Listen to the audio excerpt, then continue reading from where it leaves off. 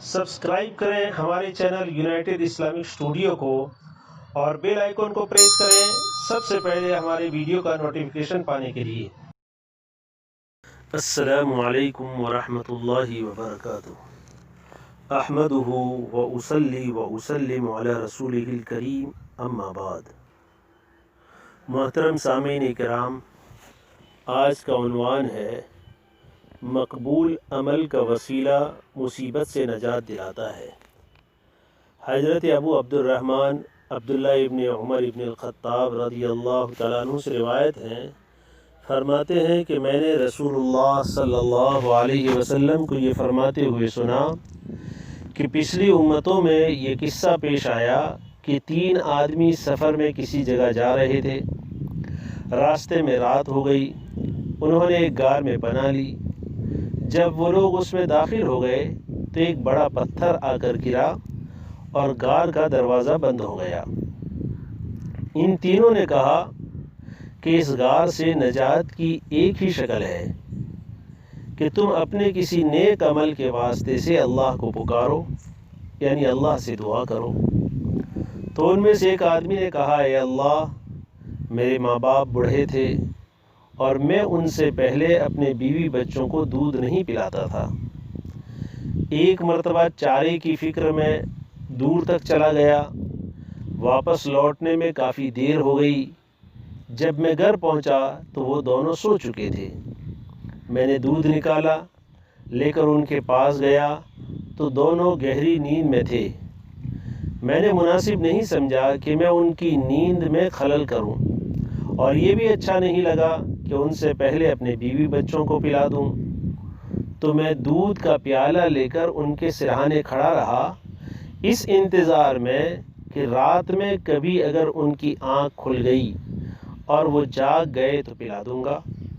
यहाँ तक कि सुबह हो गई और बच्चे मेरे कदमों में रो रहे थे। सुबह में जब वो जागे तो मैंने पहले उनको दूध पिलाया, फिर बच्चों को पिलाया।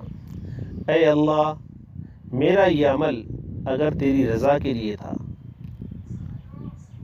तो इसकी बरकत से इस पत्थर को हमसे दूर कर। तो पत्थर थोड़ा सा खिसक गया, मगर इतना नहीं कि निकल सके।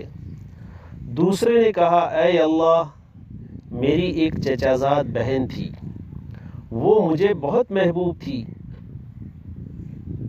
एक रिवायत में है कि एक मर्द किसी औरत से जो मोहब्बत करता है, मैं उससे भी ज़्यादा उसे चाहता था।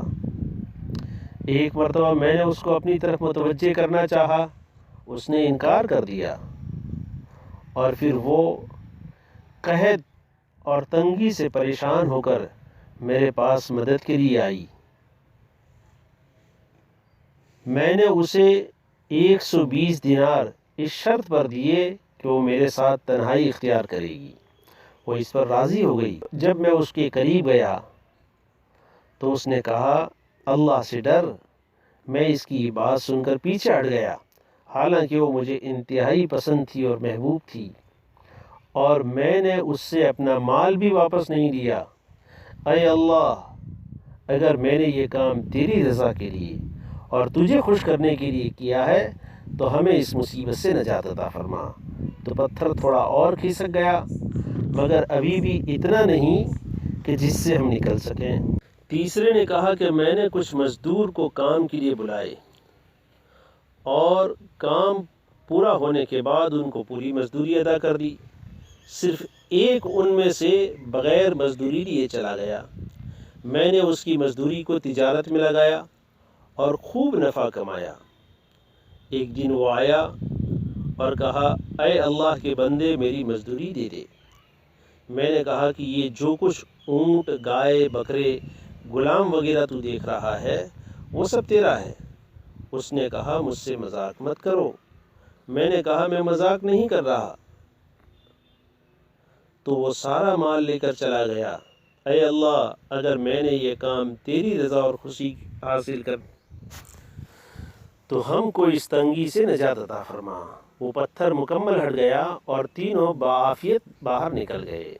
इस रिवायत को बुखारी शरीफ और मुस्लिम शरीफ ने रिवायत किया है। ये एक तवील हदीस है, جس میں رسول اللہ صلی اللہ علیہ وسلم نے سابقہ میں سے ایک قصہ بیان کیا ہے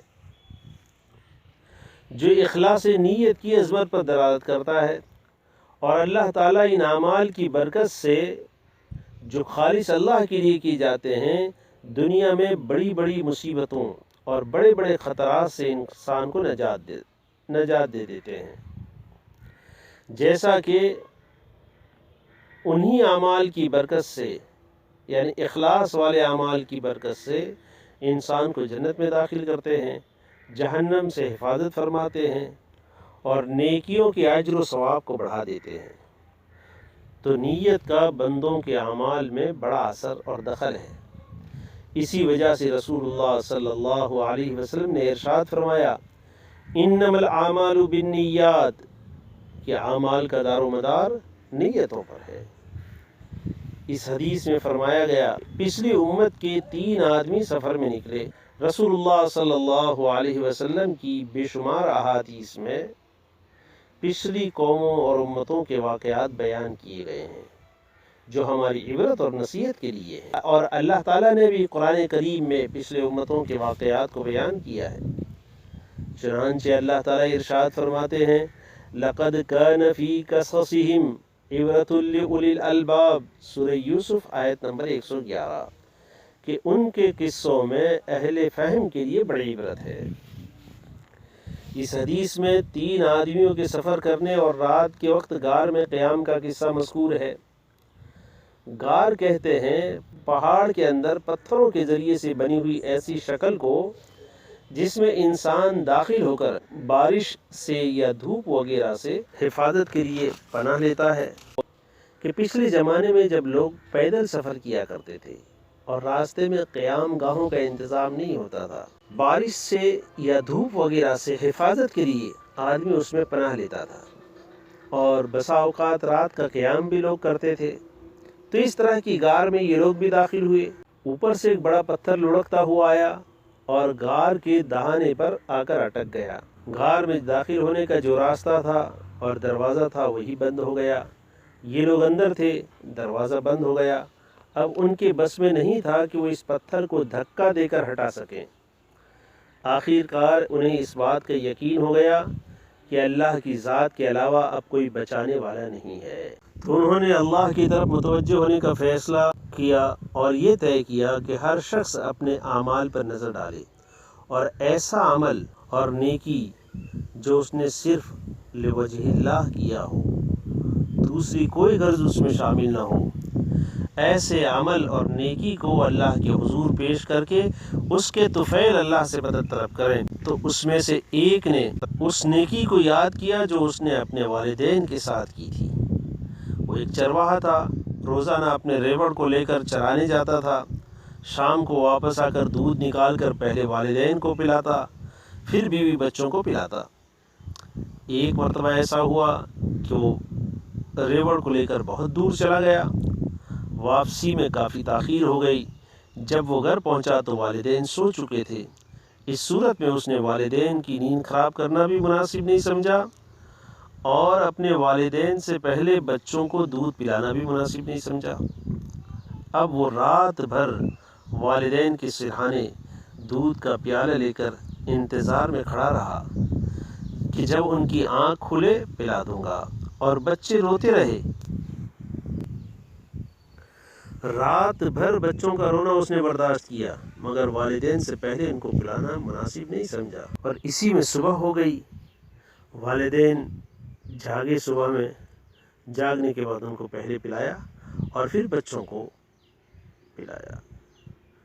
اس کے بعد اس نے اللہ تعالیٰ کی بارگاہ میں یہ واقعہ پیش کر کے اس عمل کے وسیلے سے یہ عرض کی کہ یا اللہ، اگر یہ عمل صرف تیری رضا کے لیے ہو اور اس عمل سے اگر تو خوش ہو گیا ہو تو اس وقت جس مصیبت میں ہم مبتلا ہیں اس عمل کی برکت سے ہمیں نجات دے۔ تو اللہ تعالیٰ نے اس وسیلے کو قبول کیا اور چٹان کو تھوڑا سا کھسکا دیا، مگر نکلنا اب بھی ممکن نہیں تھا۔ دوسرا جو اپنی چچازاد بہن پر فریبتا تھا، لیکن وہ بہن اس کی طرف متوجہ نہیں ہوتی تھی۔ کسی تنگی کے موقع پر وہ اپنی حاجت لے کر اس کے پاس آئی، اس نے تنہائی کی شرط کے ساتھ اس کی مدد کی، وہ راضی ہو گئی، تنہائی ہوئی، اسے قدرت حاصل ہو گئی، مگر اس بہن نے اسے اللہ کے ڈر کی طرف متوجہ کیا، فوراً وہ ڈر گیا اور ڈر کر پیچھے ہٹ گیا اور گناہ سے باز رہا۔ اس نے بھی اپنی یہ نیکی اللہ کے بارگاہ میں پیش کرتے ہوئے کہا کہ اللہ، اگر یہ تیرے لیے ہو اور اس عمل سے تو خوش ہو گیا ہو تو اس پتھر کو ہٹا کر ہماری تکلیف کو دور کر۔ تو اللہ تعالیٰ نے اس کی دعا بھی قبول کی اور پتھر تھوڑا سا کھسک گیا، مگر اب بھی ان کا باہر نکلنا ممکن نہیں تھا۔ اور یہ بھی اللہ کی قدرت کی نشانیوں میں سے ایک ہے کہ ان اللہ علی کل شیء قدیر، کہ اللہ تعالیٰ ہر چیز پر قادر ہے، کہ اللہ تعالیٰ چاہتے تو ایک ہی مرتبہ میں پورے پستر کو کھول سکتے تھے، کھسکا سکتے تھے، مگر اس میں اللہ کی حکمتیں اور مصلحتیں ہیں کہ ہر ایک کو اللہ کی طرف متوجہ ہونے کا موقع ملے اور ہر ایک کو اللہ کے دربار میں اپنی نیکی پیش کرنے اور وسیلہ حاصل کرنے کا موقع ملے، اور مصیبت کے بعد راحت کے حاصل کرنے میں سب کا حصہ لگ جائے۔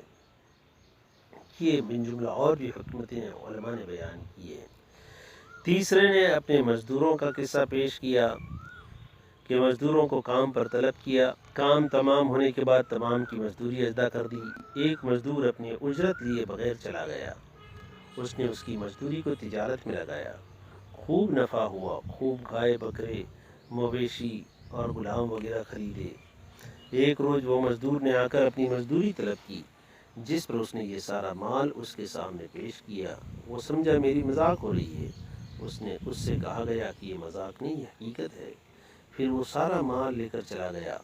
اس کے بعد اس نے بھی اللہ تعالیٰ سے اس نیکی کے وسیلے سے دعا کی اور مدد طلب کی، تو وہ چٹان پوری طرح ہٹ گئی، دروازہ کھل گیا اور تینوں اس میں سے نکل گئے۔ اس حدیث پاک میں بہت سی نصیحتیں اور عبرت کی باتیں ہیں۔ پہلے نمبر کی بات، والدین کے ساتھ احسان اور بھلائی کرنا بڑی فضیلت کی چیز ہے اور ان اعمال میں سے ہیں جس کی برکت سے اللہ تعالیٰ بڑی بڑی مشکلات کو آسان کر دیتے ہیں اور تنگیوں اور تاریکیوں کو دور کر دیتے ہیں۔